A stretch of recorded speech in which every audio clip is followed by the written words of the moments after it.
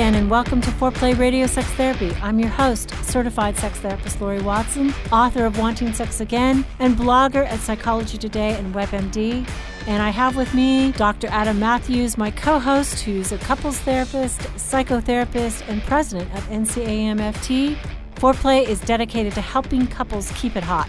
Each episode, we cover an aspect of sex that impacts your sex life and something that you can relate to. So if you find our discussions helpful, please give us a review on iTunes or Stitcher. We would love it if you would tell a friend about us. You can find us also on the web at foreplayrst.com. And if you have a comment or a topic that you'd like us to talk about, we'd love to hear from you. Please send them to us at info@foreplayrst.com. Thanks for listening. Now on to today's topic. Okay, today's episode is the do-over. How to get started after a lull. A lull. That sounds so... A sexual lull. Ugh. That sounds so foreboding. That sounds so dramatic. No sex. The desert.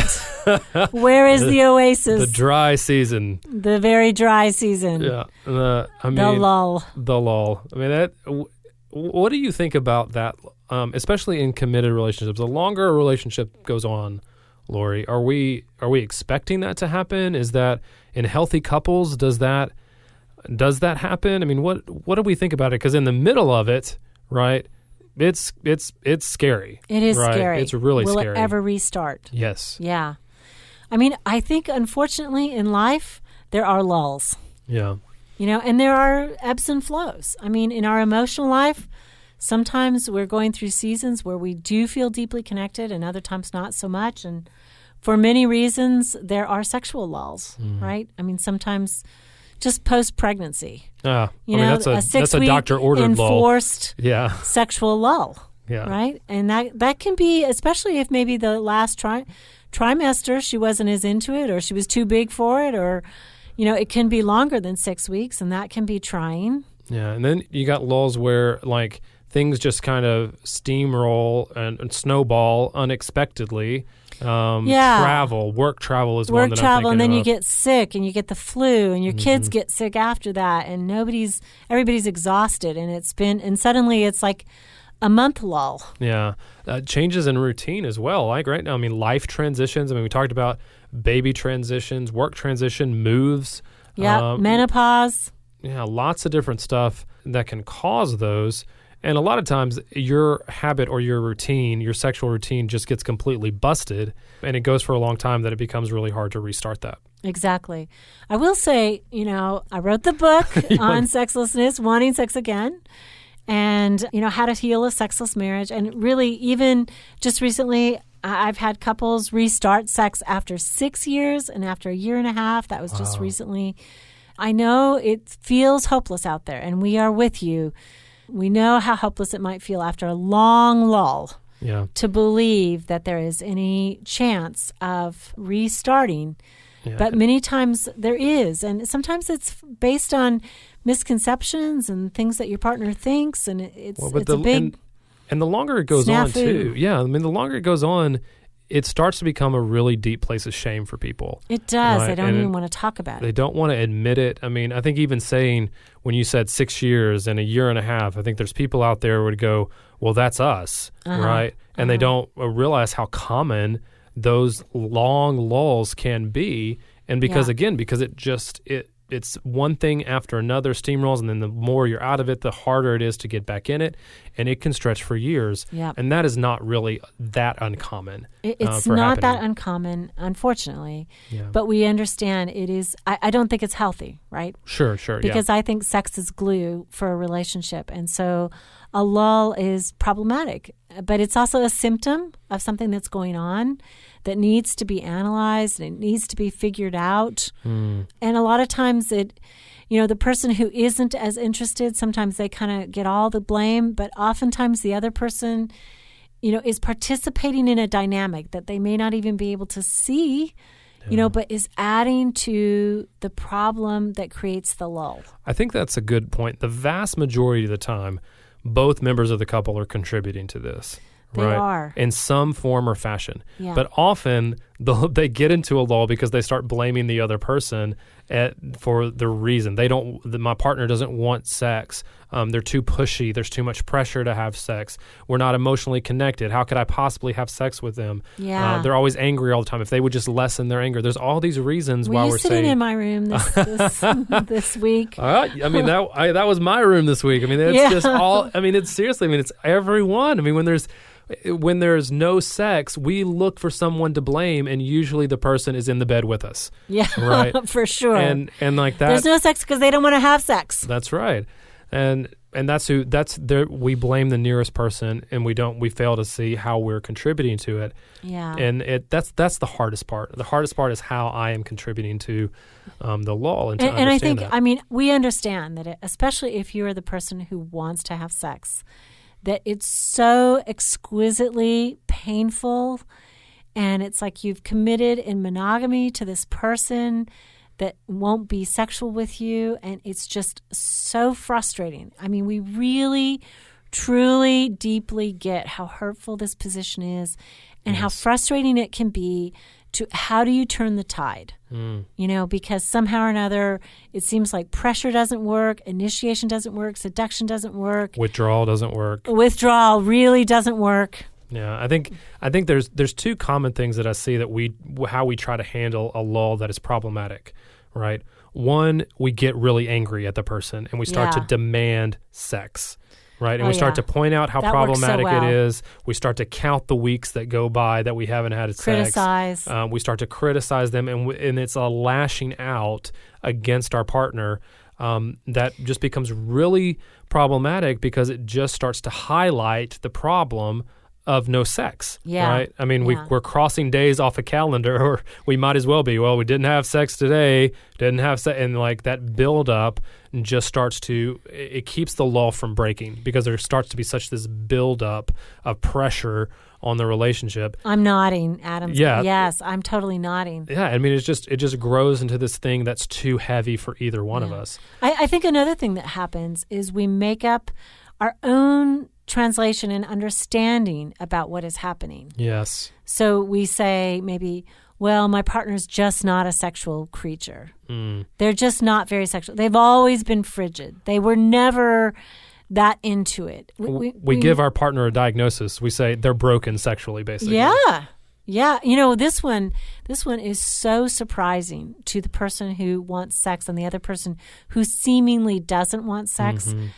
To really, because I often interview them both separately, and the person who doesn't seem to be as sexual often tells me, well, I masturbate, of course, because, I have a need, or they're like, I want to have sex, but there's this, that, and the other thing that stops me with my partner's behavior. And I mean, they really are often more sexual than their partner knows, and I think might take hope in. They would take hope if they could know that about their partner, but things are so shut down during a lull, a prolonged lull, that they don't know that about their partner. Yeah.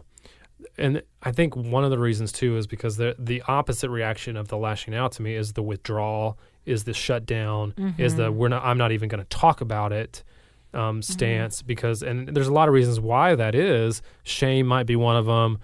Fear might be another one. But the opposite response of we're just not going to talk about it, and if it happens, it happens.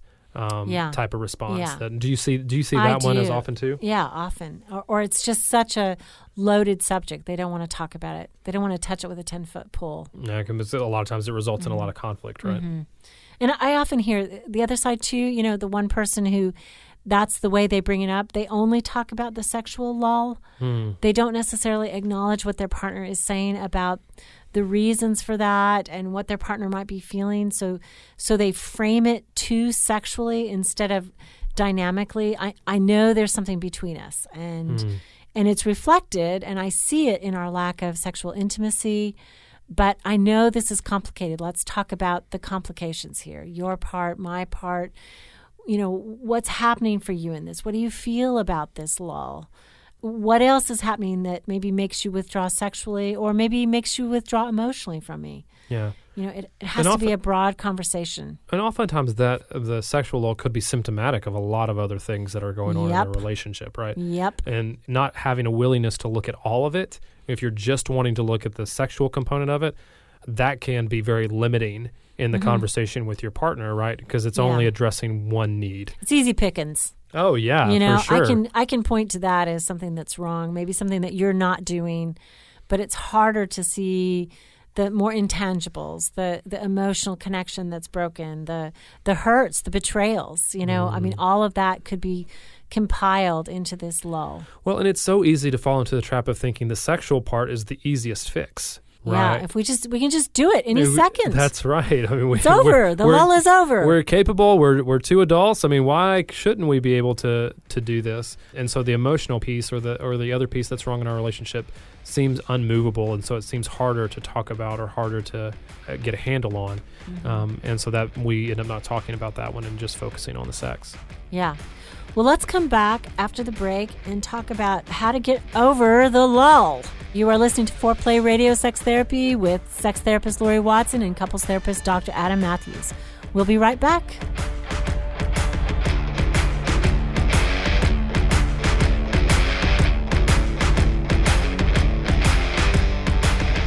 Wanting sex again. How to rediscover desire and heal a sexless marriage by certified sex therapist Laurie Watson. Each chapter is designed to fix one of the problems that cause low libido, from early marriage through the childbearing years, even all the way through menopause. I've also had men read it and tell me that for them it was the most hopeful thing they read about resolving sexual problems. Look for Wanting Sex Again on Amazon.com. You can also talk to Laurie Watson for therapy in person or via Skype. I offer couples counseling and sex therapy, and I think about both aspects of the relationship, emotional intimacy and sexual technique, and that combination together helps marriages be happy. Weekend couples intensives are also offered. Improve your sex and improve your relationship with Awakening Center for Couples and Intimacy. Find out more at awakenloveandsex.com. Awaken what's possible.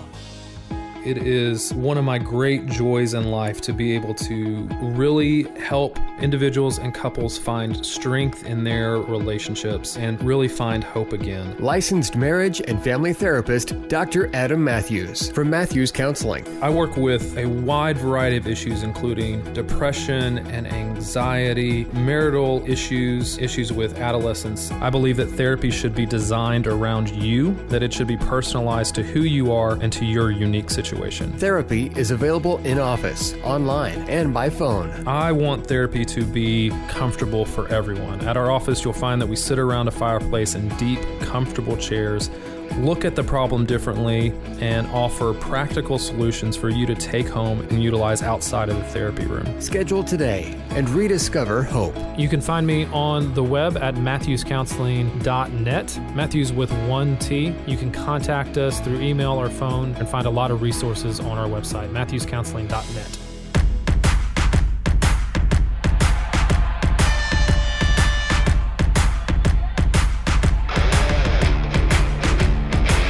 We're back with Foreplay Radio Sex Therapy, and today we're talking about the lull. And this second half, we're going to talk about how to get over the lull. Yeah, how do we climb out of this sexual hole that we've fallen into this dry desert season? Well, we said don't start with criticism. That's a good one.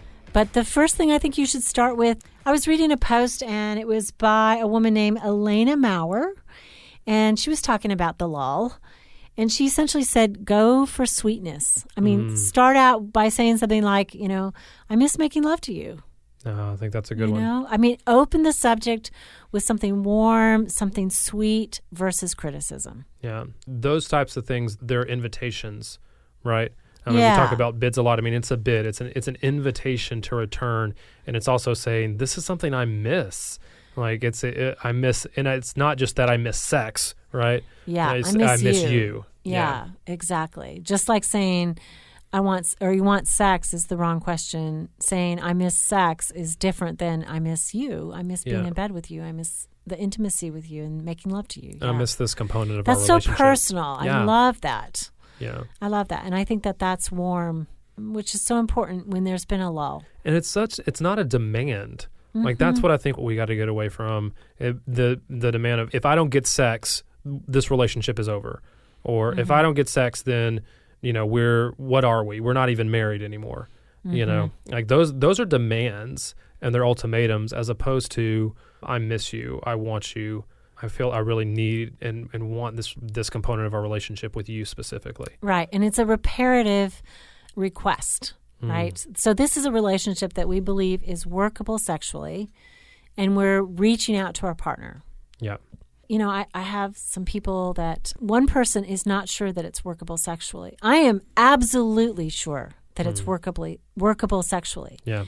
And I know that one of the things that is missing is that sort of responding to the bids of their partner. Yeah. Both sexual and emotional, because their partner, while they're not having very much sex, has made sexual bids. And then it comes at the wrong time. Not the right temperature, not the right way. I mean, as much as the first person wants sex, it's like the bids are blocked. And so I think that many times I see something in a relationship that the one partner is sure is unworkable as absolutely dynamic. Yeah. And so while I do think sex is essential for committed partnership in the long run, I do think that many times beginning this way with a sweet offering is the best way, and some belief that, we can get through this. Yeah. I think another way that we can start to get out of the lull is we don't always have to go for the full kit and caboodle right away. The full Monty, so to speak. The whole hog. I mean, we don't have to just jump right back into intercourse. Oh, yeah. And I think one of the things that we build back that also falls away when we're in these lulls is just other forms of affection and touch. Yeah. Right? We don't just stop having sex, we stop holding hands. We don't just stop cuddling having sex. Naked. We're cuddling. We don't kiss as often. We don't kiss as passionately. We don't make out anymore. Right. And we don't just hold each other. And so all of these things that are a vital part of a healthy sexual relationship, we don't just lose intercourse, we lose all of those things. Yeah. And so climbing back out a lot of times may be starting slower than we would necessarily want to, and just reminding ourselves, we get to hold hands when we walk down the street. We get to make out, on the couch. We get to hold each other when we're falling asleep at night. Like those type of things that we can much more easily and safely bring back into the relationship that are could lead to sexual encounters. It increases the likelihood that they will, because all of a sudden touch isn't as foreign in the relationship anymore. So if you're getting over a lull, I love what you're saying, Adam, is at least bring back touch first. Yes. Affection. One of the things that causes lulls that we haven't talked about for a while is pain problems. Maybe the woman has problems with pain during sexual intercourse, and so she can't have sexual intercourse. And the downside of that is they often stop sex altogether. And what I mean by sex is, they're not having orgasms together, they're not touching each other, they're not enjoying making love in different ways, which they could be. Yes. It's almost like it becomes, we got to have the dirty deed in order to have sex, and they miss out on the sexual experience. And a lot of times, too, I mean, this may be a little side train that we're taking here, Laurie, but a lot of ways there become problems with intercourse in general, whether that's pain on her end, whether that's some kind of sickness, whether that's on his end, whether that's ED, whether that's something that's going on. Like you said, we tend to cease all sexual activity, but keeping some sexual activity alive in the relationship is going to prevent a lull in the long run, right? Yeah. It's going to be preventative. So whichever direction you're coming at it from, if intercourse becomes a problem and there's something that's standing in the way, doesn't mean you're not having sex. That's right. It doesn't mean your sexual relationship is done until you can have intercourse again. Right, exactly. Okay, so I think one thing when you have had the lull and you've talked about it, I think one thing is to kind of set truly the first time an agreement about when you're going to have sex. Yes. Because this reduces the vulnerability. Mm-hmm. If you've had a lull and you say, let's become sexual again, it's like, nail it down. Well, why don't we do it on Saturday? Sex night. Sex night. We'll have sex. And I'm not talking about forever scheduling. Everybody resists that so much. I mean, but I think I think what we're saying, though, is there is a bit of a safety net in that. Mm-hmm. There is for the ones that are the pursuers that are trying to have more sex, like there's a safety net of least to going, okay, if she rejects me 5 times, the 6th time I know that she's agreed that she's going to say yes. Yes. And for the distancer or the one that is maybe more resistant to re-engaging sex, it gives you the freedom to be able to say no, but also helps prime the pump, so to speak, that you know when it's coming. You can prepare a little bit more for it. You can do the things that are necessary to get in the right frame of mind. Exactly. And it's such a lot of sexual distancers need that forewarning. They need time to wrap their mind around it, to transition from the list of all that they've got to do into the bedroom where they are supposed to be present and letting go of that list and being sexual. Yeah. I mean, I think an agreement is really important. Yeah, it's a pact, really, that we're not going to let our sexual relationship just go by the wayside. Yeah. I also think that the first time back should be break the ice sex. Tell me what do you mean by that? So I mean low expectations. Just get her done. I mean, it's quick and easy. Yeah. Yeah. I mean, just like do it and get it done and, have an orgasm. Hopefully both parties have an orgasm and that's it. Yeah. Don't judge it as well, but oh my gosh, that's going to be indicative of the quality from here on. Nothing's changed, or don't load it up. Yeah. What I like about what you're saying is you're lowering your expectations for what's going to happen, and that's so key, because I think when our expectations get really high, and that's easy to do when there's been a lull, right? I mean, that's so easy to do because you're like the first time. It's got to be, we've been holding back, so it's got to be fireworks and parades and, all that kind of stuff. And it's not, it often isn't, but it can be. It usually isn't. It usually isn't. And so lowering your expectations about that gets you back, but you're talking about gets you back in that rhythm. It gets you back in the groove. Yeah. I mean, you're naked again together. Yeah. And there's vulnerability in just taking your clothes off. I mean, sometimes when there's a lull, I mean, you just got to do it, and it's a throwaway sex time. And that helps, especially it helps the person who is very, very, very anxious about this encounter. Like it's been so long and I'm afraid you're going to judge it. I'm afraid you're going to judge me. I mean, just tell them, you know what, let's just do it. We'll get out of bed. We'll go have pizza. Yeah. Let's just get it done. We haven't done it for so long. It's like now we've done it. Now we can start the ball rolling. And I would say, too, that reminds me as well of something that you say often that I just love, which is don't make your first time back be at 11 o'clock at night right before you're going to go to sleep. Oh, yeah. Like that is not the time to do it. Set aside some time, send the kids to the babysitter, do it before dinner, like where it's a lot more intentional and you can focus on it and have some more attention to it and get it done and go have pizza. Right. Exactly. Yeah. I love that. Okay. So getting over a lull. What did we learn today, Laurie? What are our takeaways? Okay, so first we want to ask ourselves, how long is the lull, right? If it's a short lull, probably these techniques are really going to help. If it's a long lull, like years long, you're probably going to need some assistance and some help and some therapy to get through it. So first, how long is it? And then the next thing is go for the sweetness, right? Ask in a way that is inviting and warm and welcoming to your partner. Yeah. And then the next thing is ease back in. Keep the affection in the small ways in your relationship. You don't have to go straight into orgasm. Hold hands, make out more, massages, back rubs, hold each other, all those kind of things. Yeah, watch TV cuddled up. Yeah, add those things back into your relationship first. I love that. Form an agreement as to when you're going to do it. And then just break the ice. Yeah. Okay? Well, you're listening to Foreplay Radio Sex Therapy with sex therapist Laurie Watson and couples therapist Dr. Adam Mathews. Thanks so much. It's been fun talking to you about the lull. We wish you no lulls. Hey, help us stay on top here at Foreplay. We'd love it if you would subscribe and share it with your friends. And please take 1 sec and rate and review us. Thanks so much.